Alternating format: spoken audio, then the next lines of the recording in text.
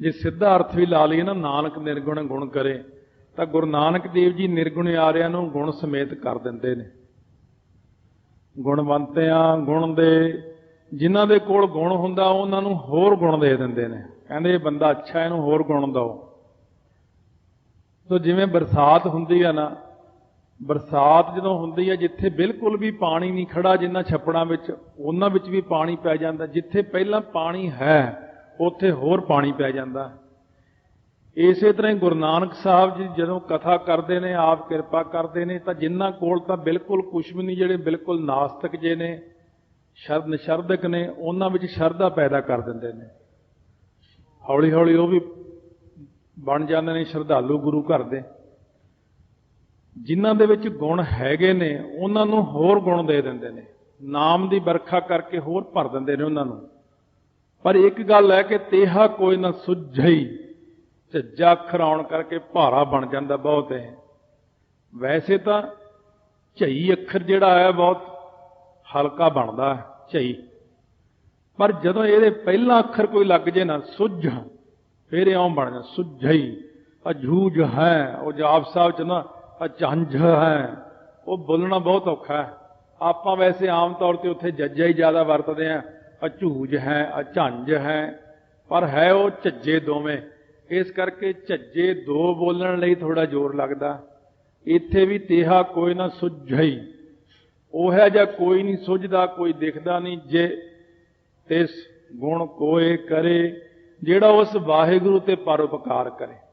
कि वाहिगुरू मैं तेरे ते परोपकार करदा। पुछो तो किसी नूं, ब्रह्मा विष्णु महेश नूं पुछो, माया नूं पुछो, देवी देवतियां नूं पुछो, पीरां पैगंबरां नूं पुछो, औलियां मौलियां नूं पुछो, पुछो दुनिया च किसी नूं क्यों बई रब ते परोपकार करदा तूं? कोई कर सकदा रब दे उत्ते परोपकार? कोई नहीं कर सकदा। कोई कहे मैं गुरु ग्रंथ साहिब दे उत्ते परोपकार कर रहा रुमाला दे के, मैं चाण नहीं लियांदी, मैं सोना, ओए मिट्टी है, कुछ नहीं दे सकते आपां महाराज नूं। कदे नहीं कहना कि मैं गुरुद्वारे नूं दे रहा। ये तो इन्हां दा ही है जिहड़ा आपां दिंदे, संबंध तो इन्हां दा ही हुंदा। जिहड़ा आपां खा रहे 90% बाकी दा वो भी इन्हां दा ही है। जिहड़े गुण दिते हुए ने आपां नूं वो भी इन्हां दे ही ने। अपने कोल की है? अपने कोल तो कुछ भी नहीं है। इस करके महाराज कहते ने, ओह जिहा बंदा कोई नज़र नहीं आउंदा जिहड़ा परमात्मा दे उत्ते परोपकार कर सकदा होवे।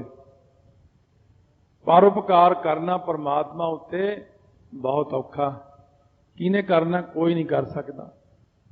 सारे जने परमात्मा तो गुण लैंदे ने। इस करके महाराज कहते ने, भाई उस अकाल पुरख दे अगे आपां सिर्फ इक्को ही बेनती करिए, किरपा करो दीन के दाते, मेरा गुण अवगुण ना विचार हो कोई, माटी का क्या धोपै स्वामी, मानस की गत ही। आपां तां किरपा ही मंगनी है हमेशा। आपां की परोपकार करने ने? ये अनजान बंदे हुंदे जिहड़े कहते मेरे पत्थर ते मेरा नाम लिखो, मेरा इत्थे नाम चमक जाए, ऐ हो जाए। पहला देख तां लो गल किहदे नाल कर रहे हैं। जिहड़ा सृष्टि दा मालक है, जिन्हें सब कुछ दिता है, उस मालक नाल कदे ऐसी गल नहीं करनी। इसे पौड़ी दे एक वेदांतक अर्थ ने जिहड़े थोड़े जे है तां टेढ़े ढंग दे अर्थ हुंदे जदों, क्योंकि आम जदों आपां ये चीज़ां नहीं सुनियां हुंदियां उदों आपां नूं बहुत औखे लगदे ने। फिर कल नूं आपां उन्हां अर्थां दी फिर विचार कर लांगे। पहला मेरा विचार यही बने ना सुणावां, क्योंकि जिन्हां ने वेदांत दीयां पुस्तकां नहीं पढ़ियां हुंदियां फिर उन्हां लई तो वो चीज़ां बहुत औखियां हो जांदियां। पर यह हुंदा ना भी जिवें कदे ना कदे कोई ना कोई फिर बंदा इहो जिहा हुंदा भी वो सुण भी लैंदा। नाले सुने बिना आपां नूं ज्ञान हुंदा ही नहीं। पर आपां जिन्नी पंजवीं पौड़ी विच जिन्ना सब कुछ सुन लिया उही कुछ आवेगा दोबारा, इन्ना औखा भी नहीं आउणा उहदे विच दोबारा। सो सतगुरु महाराज सच्चे पातशाह 8वीं पौड़ी विच श्रवण की महिमा नूं कथन करदिआं सिद्धां नूं दसदे, कहंदे श्रवण की महिमा दसो महाराज, सुणन दे नाल जिहड़ा किन्ना क महात्म मिलदा। आप जी ने कहा कि सुनिया फिर मन्निया, मन कीता भाओ, जां गावीए सुनिया मन रखीए भाओ। महाराज सच्चे पातशाह कहण लगे, सुनिया सिद्ध पीर सुरनाथ, ये 2-3 भाव आने हैं। एक तो सुनन नाल कहंदे देखो जे सुनांगे नहीं फिर पता नहीं लगना सिद्ध कौन है। ये तो आप पाठ करते रोज ही पढ़ जाते हैं कि सुनिया सिद्ध पीर सुरनाथ, अगली पंक्ति सुनिया धर तबलिया का, फिर अगली पंक्ति, फिर अगली पंक्ति, रोज पाठ करते हैं। पर यह है भी थोड़ा जिहा प्यार नाल जे देखो कि सुनिया ही पता लगता है कि फलाना बंदा सिद्ध है। ते सिद्ध किहनूं कहने? सिद्धियां संपन्न, जिन्हां ने रिद्धियां सिद्धियां की प्राप्ति की हुंदी है। 84 आसन लाउंदे ने, गोरख दे चेले ने। 84 सिद्ध तां ओह ने जिहड़े गोरख दे चेले ने। 84 सिद्ध एक होर भी ने, वक्खो वक्खरे 2 वारी 84 सिद्ध आउंदे ने। इस प्रकार पीर जिहड़े मुसलमानां दे वडक्के हुंदे ने, वड्डियां नूं पीर मनदे ने। कई भेद हुंदे ना, एक हुंदा शेख, एक पीर, एक पैगंबर, एक औलीए मौलीए, एक फकीर फक्कर, ये कई हुंदे ने। इस करके इन्हां दा फर्क थोड़ा थोड़ा हुंदा। सुन के ही पता लगता है कि पीर है, पीर बुद्धू शाह है, पीर मियाँ मीर है। सुर सुर तो पढ़ लिया, जे कोई बच्चा पढ़े वो सुर बाजे की समझ ही जाऊगा। कई बार आम बंदे नहीं पता सुर की है, अगला कहना वो जी वाजे च सुर होंदी जां नहीं वो होनी, या कोई होर चीज़ होनी सुर। सुर नाम देवते का। नाथ सुन के ही पता लगता कि नाथ है। किन्ने नाथ है? 9 नाथ। सुन के पता लग्या ना 9 नाथ। जब तक आप किसी गल नूं सुनते नहीं उदों तक आपां नूं किसी गल का ज्ञान हो ही नहीं सकता। इस करके महाराज कहने सुनिया धरत धवल आकाश। सुन के ही पता लगता है कि धरती दे थले धौला बलद खड़ा, कि वह धौला बलद किहड़ा धर्म है। इस गल का सुन के ज्ञान हुंदा है। आकाश आसमान वाल नूं छोटा जिहा बच्चा देखदा पर उहनूं ज्ञान नहीं कि इहदा नाम आकाश है। जदों मां बाप तो सुन लैंदा तां उहनूं पता लगदा इहदा नाम आकाश है। सुन के ज्ञान हुंदा ना। सो इस करके सतगुरु महाराज कहने सुनन नाल बहुत फायदा। जिवें कोई कहे मैं नहीं कथा सुनदा, मैं कीर्तन नहीं सुनदा, मैं बाणी नहीं सुनदा। कई लोग कहेंगे सानू पता ही है जो उत्थे कहना, आ की सुनना। पर महाराज कहने सुन सुन के बंदा बहुत वड्डा बन जाता। सुनिया दीप लो पाताल। सुन के ही पता लगता है कि 7 दीप ने, 14 लोक ने ते 7 पताल ने। सुन के पता लग गया। महाराज पहला सुनन का एक महात्म दसणगे। पहला तो मनुख नूं उहदी सधारण बोली विच चीज समझाई जाती है, फिर उस बाद दूसरी बोली च गल आउंदी। सुनिया पोह न सकै काल। सुन के ही पता लगता कि मौत भी कोई चीज है। मौत पोह नहीं सकती बंदे नूं। इहनूं कहंदे सुन के ही पता लग्या भी नाम सुनन वाले नूं मौत पोह नहीं सकती, देख नहीं सकती, लिजा नहीं सकती। नानक भगतां सदा विगास। ये गल भी सुन के ही पता लगी है भी भगतां नूं सदा ही खेड़ा रहिंदा। सुनिया दुख पाप का नाश। सुनन दे नाल ही दुख ते पाप की निवृत्ति हुंदी पई। नाम दे सुनन नाल कन्नां विच नाम पैंदा जावे, दुख ते पाप की निवृत्ति होनी शुरू हो जाती। हुण ओही चीज़ां ने संसार दीयां जिन्हां नाल दुख ते पाप वधदा है। देखो सुनन का फायदा भी है तो सुनन का नुकसान भी है। महाराज कहने जे चंगियां चीज़ां सुन लोगे उसका फायदा, माड़ियां चीज़ां सुन लोगे उसका नुकसान है। इस करके जे गुरु की बाणी सुनीए, जे कन्नां नाल वाहिगुरू मंत्र सुनीए, मूल मंत्र सुनीए तो उसका बहुत भारी लाभ होगा। तो सतगुरु महाराज कहने सिद्धो जिहड़ा सुनना है ना, जां साध संगत जी जिहड़ा सुनना ना, सुनना जरूर चाहिए। कई बार ऐसा भी हुंदा, कई थाई कथावाज कोई कथा करते हैं, ਆਮ ਤੌਰ ਤੇ ਸੰਗਤਾਂ ਦਾ ਕਹਿਣ ਵੀ ਅੱਜ ਨਹੀਂ ਅਸੀਂ ਸੁਣਦੇ ਜੀ, ਅੱਜ ਫਲਾਨਾ ਬੰਦਾ ਨਹੀਂ ਅੱਜ ਨਹੀਂ ਸੁਣਦਾ। ਪਰ ਮੇਰਾ ਇੱਕ ਵਿਚਾਰ ਇਹ ਬਣਦਾ, ਕਿਤੇ ਵੀ ਕਦੇ ਵੀ ਮੈਂ ਕਿਤੇ ਚਲਾ ਜਾਵਾਂ ਮੱਥਾ ਟੇਕਣ ਕਿਸੇ ਸਥਾਨ ਤੇ, ਜੇ ਕਥਾ ਕਰਦਾ ਮੈਂ ਜ਼ਰੂਰ ਸੁਣਦਾ ਉਹਦੀ, ਭਾਵੇਂ ਉਹ ਕਹੀ ਜੀ ਵੀ ਕਥਾ ਕਰੇ। ਪਰ ਇੱਕ ਚੀਜ਼ ਦੇਖੀ ਆ ਕਿ ਰੱਬ ਸਾਰਿਆਂ ਅੰਦਰ ਹੈ, ਪਰਮਾਤਮਾ ਉਹਦੇ ਵਿੱਚੋਂ ਇਹੋ ਜਿਹੀ ਗੱਲ ਕਈ ਵਾਰ ਬੁਲਾ ਦਿੰਦਾ ਜਿਹੜੀ ਮੈਨੂੰ ਸਾਰੀ ਜ਼ਿੰਦਗੀ ਨਹੀਂ ਮੈਂ ਕਦੇ ਸੋਚੀ, ਉਹਦੇ ਵਿੱਚੋਂ ਪਤਾ ਨਹੀਂ ਕੀ ਬੋਲ ਜਾਂਦਾ ਉਹ। ਇਸ ਕਰਕੇ ਹਰੇਕ ਨੂੰ ਹੀ ਸੁਣਨਾ ਚਾਹੀਦਾ, ਸੁਣ ਕੇ ਕਦੇ ਨਾ ਕਦੇ ਉਹਦੇ ਵਿੱਚੋਂ ਫਿਰ ਗਿਆਨ, ਕੋਈ ਨਾ ਕੋਈ ਗਿਆਨ ਦੀ ਚੀਜ਼ ਮਿਲ ਜਾਂਦੀ ਹੈ। ਤਾਂ ਮਹਾਰਾਜ ਸੱਚੇ ਪਾਤਸ਼ਾਹ ਕਹਿੰਦੇ ਸ਼ਰਵਣ ਕਰਨ ਦਾ ਬਹੁਤ ਵੱਡਾ ਮਹਾਤਮ ਹੈ, ਨਾਲੇ ਨਾਮ ਦੇ ਸੁਣਨ ਦਾ ਮਹਾਤਮ ਹੈ। ਸਾਰੇ ਹੀ ਕਹਿੰਦੇ ਨੇ ਆ ਜਿਹੜੇ ਨਾਥ ਨੇ, ਸੁਰ ਦੇਵਤੇ ਨੇ, ਪੀਰ ਨੇ, ਸਿੱਧ ਨੇ, ਇਹਨਾਂ ਨੂੰ ਪੁੱਛੋ ਤੁਸੀਂ ਨਾਥ ਕਿਵੇਂ ਬਣੇ, ਦੇਵਤੇ ਕਿਵੇਂ ਬਣੇ, ਪੀਰ ਕਿਵੇਂ ਬਣੇ, ਸਿੱਧ ਕਿਵੇਂ ਬਣੇ? ਉਹ ਕਹਿੰਦੇ ਸੁਣਿਆ। ਕਹਿੰਦੇ ਅਸੀਂ ਤਾਂ ਨਾਮ ਨੂੰ ਸੁਣ ਸੁਣ ਕੇ ਏਡੀ ਉੱਚੀ ਅਵਸਥਾ ਤੱਕ ਆ ਗਏ। ਇਹ ਵੀ ਨਾਮ ਨੂੰ ਸੁਣ ਕੇ ਏਡੇ ਏਡੇ ਬਣੇ ਨੇ। ਇਹ ਕਿਹੜਾ ਜੰਮਦਿਆਂ ਸਾਰ ਹੀ ਨਾਥ ਬਣ ਗਿਆ ਸੀ ਕੋਈ, ਜਾਂ ਸਿੱਧ ਬਣ ਗਿਆ ਸੀ ਕੋਈ? ਨਾਮ ਜਪ ਜਪ ਕੇ ਹੀ ਬੰਦਾ ਇੰਨੀ ਉੱਚੀ ਅਵਸਥਾ ਤੱਕ ਜਾਂਦਾ, ਨਾਮ ਨੂੰ ਸੁਣ ਸੁਣ ਕੇ ਹੀ ਪਹੁੰਚਦਾ। ਇਸ ਕਰਕੇ ਮਹਾਰਾਜ ਕਹਿੰਦੇ ਸੁਣਨ ਦੇ ਨਾਲ ਹੀ ਜਿਹੜਾ ਆਕਾਸ਼ ਹੈ, ਧਵਲ ਧੌਲਾ ਬਲਦ ਹੈ, ਧਰਤੀ ਹੈ, ਇਹ ਵੀ ਨਾਮ ਦੇ ਸ਼ਰਵਣ ਕਰਕੇ ਹੀ ਸ਼ਕਤੀ ਲੈ ਕੇ ਆਪਣਾ ਕਾਰਜ ਕਰਦੇ ਨੇ। ਦੀਪ ਲੋ ਪਾਤਾਲ ਵੀ ਨਾਮ ਦੇ ਆਸਰੇ ਹੀ ਕਰਦੇ ਨੇ ਸਾਰਾ ਕੁਝ। ਤੇ ਜਿਹੜੀ ਹੈ ਨਾਮ ਦੇ ਸੁਣਨ ਕਰਕੇ ਕਾਲ ਟਲ ਜਾਂਦਾ ਇਨਸਾਨ ਦਾ, ਭਗਤੀ ਕਰਨ ਵਾਲਿਆਂ ਦਾ। ਵਾਹਿਗੁਰੂ ਵਾਹਿਗੁਰੂ ਕਰਦਿਆਂ ਦੁੱਖਾਂ ਪਾਪਾਂ ਦਾ ਨਾਸ ਹੋ ਜਾਂਦਾ ਹੈ, ਭਗਤਾਂ ਦੇ ਹਿਰਦੇ 'ਚ ਖੇੜਾ ਰਹਿੰਦਾ ਸਦਾ। ਕਿਉਂਕਿ ਜੇ ਇਹਨਾਂ ਕੋਲੋਂ ਵੀ ਜਾ ਕੇ ਪੁੱਛੀਏ ਨਾ ਵੀ ਤੁਸੀਂ ਨਾਥ ਕਿਵੇਂ ਬਣੇ ਜਾਂ ਆਹ ਚੀਜ਼ਾਂ ਕਿਵੇਂ ਬਣੀਆਂ, ਤੇ ਇਹ ਮਹਾਰਾਜ ਕਹਿੰਦੇ ਸਾਰਾ ਸ਼ਰਵਣ ਦਾ ਹੀ ਮਹਾਤਮ ਹੈ। ਸ਼ਰਵਣ ਸਾਰਿਆਂ ਨਾਲੋਂ ਵੱਡੀ ਭਗਤੀ ਹੈ। ਕੱਲ ਨੂੰ ਵਿਚਾਰ ਕਰਾਂਗੇ ਅੱਗੇ, ਜੇ ਜੁਗ ਚਾਰੇ ਆਰਜਾ ਦਾ ਥੋੜਾ ਸੂਖਮ ਵਿਚਾਰ ਕਰਕੇ ਫਿਰ ਇਸ ਪੌੜੀ ਦਾ ਵੀ ਅੱਗੇ ਵਿਚਾਰ ਕਰਾਂਗੇ। ਕਿ ਸੁਣਿਆ ਸਿੱਧ ਪੀਰ ਸੁਰਨਾਥ, ਸਤਿਗੁਰੂ ਮਹਾਰਾਜ ਬਖਸ਼ਿਸ਼ ਕਰਨਗੇ। ਆਓ ਨਾਮ ਨੂੰ ਕੰਨਾਂ ਨਾਲ ਸੁਣੀ ਜਾਓ, ਬਸ ਇਹ ਸਾਰਿਆਂ ਨਾਲੋਂ ਵੱਡੀ ਚੀਜ਼ ਹੈ।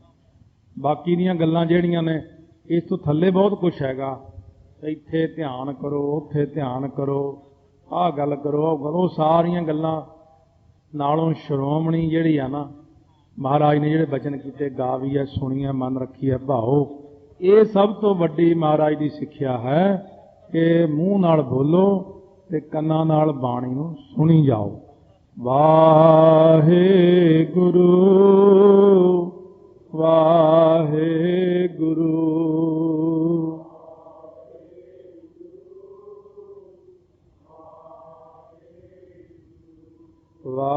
ਵਾਹਿਗੁਰੂ ਵਾਹਿਗੁਰੂ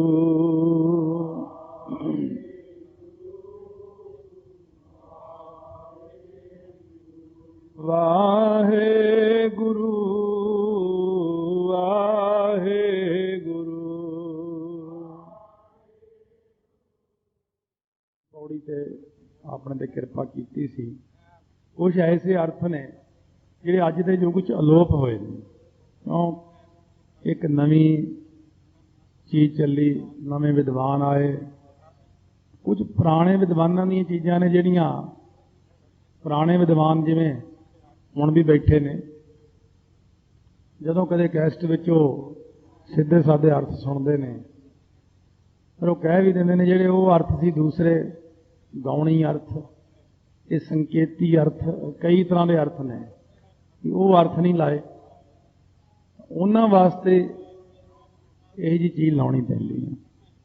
ਬਾਕੀ ਇਹ ਹੈ ਵੀ ਜਿਨ੍ਹਾਂ ਨੇ ਕੁਝ ਵਿਦਾਂਤ ਪੜ੍ਹਿਆ ਹੁੰਦਾ ਉਹਨਾਂ ਨੂੰ ਕੁਝ ਇਹਨਾਂ ਚੀਜ਼ਾਂ ਦੀ ਥੋੜ੍ਹੀ ਥੋੜ੍ਹੀ ਸਮਝ ਪੈਣ ਲੱਗ ਪੈਂਦੀ। ਨਵੇਂ ਯੁੱਗ ਦੇ ਵਿੱਚ ਨਵੇਂ ਅਰਥ ਨੇ ਲਾਏ ਹੋਏ ਨੇ, ਉਹ ਲਿਖੇ ਹੋਏ ਅੱਖਰ ਤੋਂ ਗਾਂਹ ਨਹੀਂ ਵੱਧਦੇ, ਵੀ ਇੰਨਾ ਹੀ ਲਿਖਿਆ ਹੋਇਆ। ਪਰ ਇਹਦੇ ਵਿੱਚੋਂ ਡੂੰਘਾ ਭਾਵ ਜਦੋਂ ਨਿਕਲਦਾ ਹੈ ਤਾਂ ਉਦੋਂ ਆਪਾਂ ਬਹੁਤ ਡੂੰਘਾ ਭਾਵ, ਸੰਸਾਰੀ ਕੰਮਾਂ ਵਿੱਚ ਤਾਂ ਡੂੰਘਾ ਭਾਵ ਆਪਾਂ ਕੱਢ ਲੈਂਦੇ ਹਾਂ, ਪਰ ਜਦੋਂ ਗੁਰਬਾਣੀ ਵਿੱਚ ਆਉਂਦੀ ਗੱਲ ਉਦੋਂ ਡੂੰਘਾ ਭਾਵ ਨਿਕਲਣਾ ਔਖਾ ਹੋ ਜਾਂਦਾ। ਇਹ ਜੇ ਜੁਗ ਚਾਰੇ ਆਰਜਾ ਹੋਰ ਦਸੂਣੀ ਹੋਏ, ਪਹਿਲਾਂ ਸਿੱਧਾਂ ਨਾਲ ਚਰਚਾ ਹੋਣੀ, ਫਿਰ ਗੁਰੂ ਅੰਗਦ ਦੇਵ ਮਹਾਰਾਜ, ਬਾਬਾ ਲਹਿਣਾ ਜੀ ਦੇ ਰੂਪ ਵਿੱਚ ਹੋਰ ਗੁਰਸਿੱਖ ਪੁੱਛਦੇ ਨੇ, ਮਹਾਰਾਜ ਜੀ जे आर्ज बनना होवे बंदे ने, श्रेष्ठ बनना सारिਆਂ नालों, आर्ज का मतलब श्रेष्ठ हुंदा, तो आप कृपा करके दसो भी फिर की साधन करने चाहिए। भाव बदल दिते ने इत्थे, जे जुग चारे आरजा। सतगुरु महाराज सच्चे पातशाह फरमाने जे आर्ज श्रेष्ठ बनना है तो चार जिहड़े ने श्रवण मनन निध्यासन तत्पंग का शोधन करना, ये चार चीज़ां आ जांदियां ने।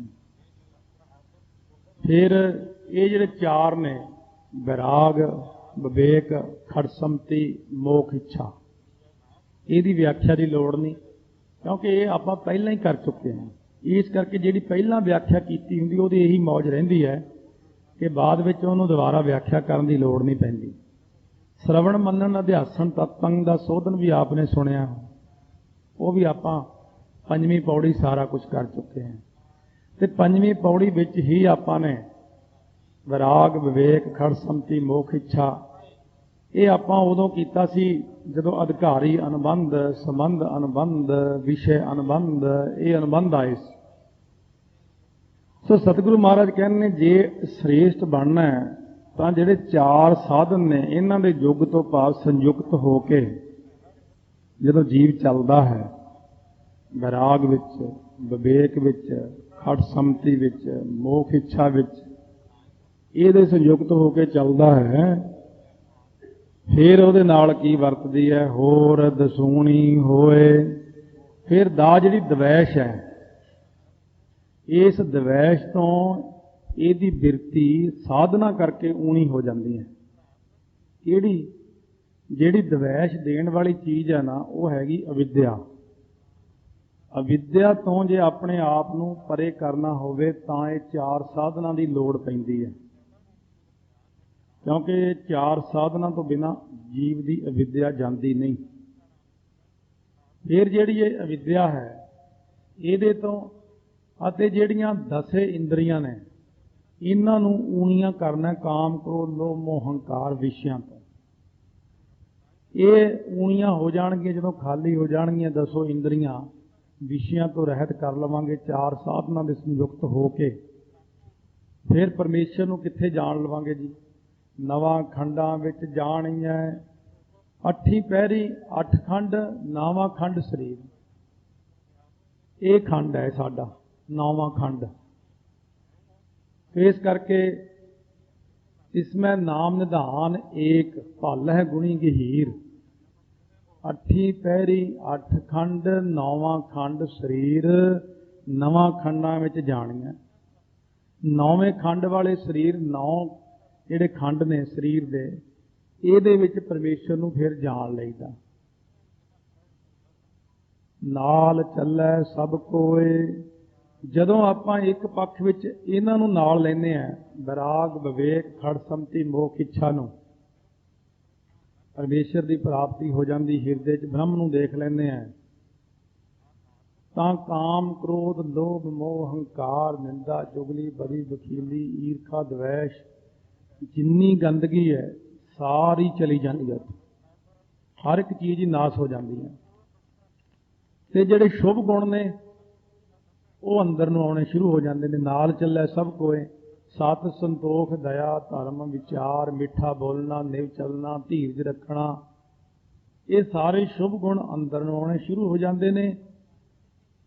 ये भी आपां सुन चुके हैं निध्यासन दे विच श्रवण विच मनन विच फिर निध्यासन विच कि ये उही चीज़ आई है कि सजाती बिरतियां दा प्रवाह बाहर नूं चला दिंदे हैं ते विजाती बिरतियां दा प्रवाह अंदर नूं चल पैंदा है। त्यागणे योग चीज़ जिहड़ी त्यागणी है उहदा त्याग कर दिंदे ने। काम त्यागना त्यागण नीका, काम क्रोध लोभ मोह त्यागना इहदा त्याग होना शुरू हो जाता है। लभ लोभ अहंकार ताज तृष्णा ਇਹਦਾ त्याग हो गया। ਤੇ ग्रहण करने वाली चीज़ां ਜਿਹੜੀਆਂ ने उन्होंने ग्रहण करना शुरू करने। रे मन ऐसो कर संन्यासा मन से सदन सबै का समझो मन ही माहे उदासा, ये सारा शब्द इस करके विजाती ते सजाती बिरतियां दे प्रवाह अंदर बाहर नूं अपने आप ही शुरू हो जाते हैं। क्योंकि ਜਿਵੇਂ ਦਿਲ ਦੀਆਂ ਜਿਹੜੀਆਂ ਮੁੱਖ ਨਾੜਾਂ ਨੇ ਸਪਲਾਈ ਕਰਦੀਆਂ, ਜੇ ਇਹਨਾਂ ਦੇ ਵਾਲਵ ਬੰਦ ਹੋ ਜਾਣ ਇੱਕ ਵਾਰੀ, ਜਾਂ ਖੂਨ ਆਉਣਾ ਜਾਣਾ ਬੰਦ ਹੋ ਜੇ, ਤਾਂ ਦਿਲ ਦੇ ਉੱਤੇ ਬੜਾ ਭੈੜਾ ਅਸਰ ਪੈਂਦਾ। ਦਿਲ ਦੇ ਵਿੱਚ ਵੀ ਇਹੀ ਚੀਜ਼ ਹੈ, ਸਜਾਤੀ ਤੇ ਵਿਜਾਤੀ ਪ੍ਰਵਾਹ ਚੱਲਦਾ। ਇੱਕ ਪਾਸੇ ਗੰਦਾ ਖੂਨ ਆਉਂਦਾ, ਇੱਕ ਪਾਸੇ ਸਾਫ਼ ਹੋ ਕੇ ਜਾਂਦਾ। ਗੁਰਦਿਆਂ ਵਿੱਚ ਵੀ ਸਜਾਤੀ ਵਿਜਾਤੀ ਪ੍ਰਵਾਹ ਹੀ ਚੱਲਦਾ। ਇਹਨੂੰ ਕਦੇ ਆਪਾਂ ਧਿਆਨ ਨਾਲ ਦੇਖਿਆ ਨਹੀਂ। ਸਜਾਤੀ ਤੇ ਵਿਜਾਤੀ ਆਪਣਾ ਸਵਾਸ ਵੀ ਇਹੀ ਕਿਰਿਆ ਕਰਦਾ ਹੈ। ਜਦੋਂ ਤਾਂ ਆਪਾਂ ਅੰਦਰ ਨੂੰ ਸਵਾਸ ਲੈ ਕੇ ਜਾਂਦੇ ਹਾਂ, ਆਕਸੀਜਨ ਜਾਂਦੇ ਹਾਂ, ਉਦੋਂ ਵਿਜਾਤੀ ਪ੍ਰਵਾਹ ਚੱਲਦਾ, ਜਿਹੜਾ ਸਾਨੂੰ ਤਾਕਤ ਦਿੰਦਾ। ਜਦੋਂ ਬਾਹਰ ਨੂੰ ਕਾਰਬਨ ਡਾਈਆਕਸਾਈਡ ਬਾਹਰ ਨੂੰ ਕੱਢਦੇ ਹਾਂ, ਉਦੋਂ ਸਜਾਤੀ ਪ੍ਰਵਾਹ ਵਿਜਾਤੀ ਚੱਲਦਾ ਫਿਰਦਾ। ਤੇ ਇਸ ਕਰਕੇ ਮਹਾਰਾਜ ਕਹਿੰਦੇ ਨੇ ਫਿਰ ਚੰਗੇ ਗੁਣਾਂ ਨੂੰ ਗ੍ਰਹਿਣ ਕਰਨਾ ਸਜਾਤੀ ਤੇ ਵਿਜਾਤੀ ਹੁੰਦਾ, ਮਾੜੇ ਔਗੁਣਾਂ ਨੂੰ ਬਾਹਰ ਕੱਢ ਦੇਣਾ। ਚੰਗਾ ਨਾਉ ਰਖਾਏ ਕੈ, ਫਿਰ ਜਦੋਂ ਇਹੀ ਜਿਹੀ ਅਵਸਥਾ ਦਾ ਮਾਲਕ ਹੋ ਜਾਂਦਾ ਹੈ, ਚੰਗਾ ਨਾਉ ਵੱਧ ਤੋਂ ਵੱਧ ਉਹਦਾ ਕੀ ਹੈ, ਨਾਨਕ ਬ੍ਰਹਮ ਗਿਆਨੀ ਆਪ ਪਰਮੇਸ਼ਰ ਜੀਵ ਨੂੰ ਕਹਿਣ ਲੱਗ ਜਾਂਦੇ ਨੇ। ਇਹ ਬ੍ਰਹਮ ਗਿਆਨ ਵਿੱਚ ਜਦੋਂ ਜੀਵ ਚਲਿਆ ਗਿਆ, ਇਹਨਾਂ ਚਾਰਾਂ ਸਾਧਨਾ ਕਰਕੇ ਨਵਾਂ ਖੰਡਾਂ ਵਾਲੇ ਸਰੀਰ ਵਿੱਚ ਦਰਸ਼ਨ ਹੋ ਗਏ, ਤਾਂ ਉਹਨੂੰ ਕਹਿੰਦੇ ਨੇ ਚੰਗਾ ਨਾਉ ਰਖਾਏ ਕੈ, ਨਾਨਕ ਬ੍ਰਹਮ ਗਿਆਨੀ ਆਪ ਪਰਮੇਸ਼ਰ ਨਾਮ ਰਖਾ ਕੇ ਜਸ ਕੀਰਤ ਜਗ ਲੈ।